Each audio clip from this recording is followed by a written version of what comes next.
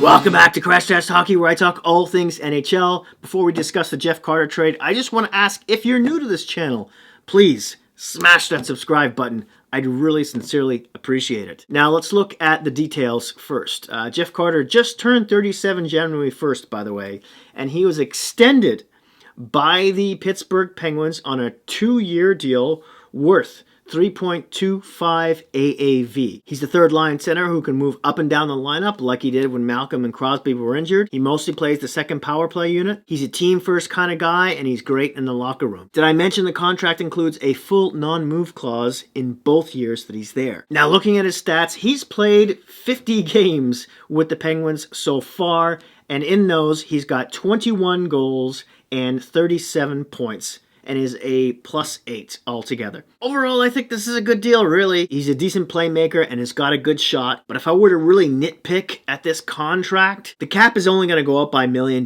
next season. It should.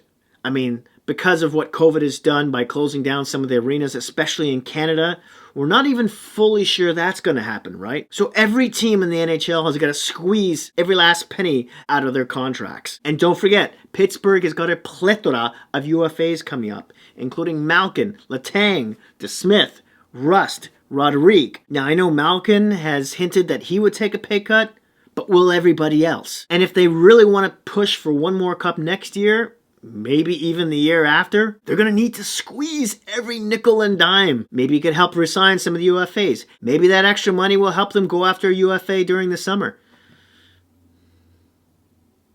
Or even manage a trade before the deadline. I think $2.5 million would have been fair as well.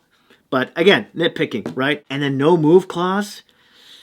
I also thought they could have just signed him for the 1 year, not 2, but who's out there that's equivalent, who can get what they have coming from him?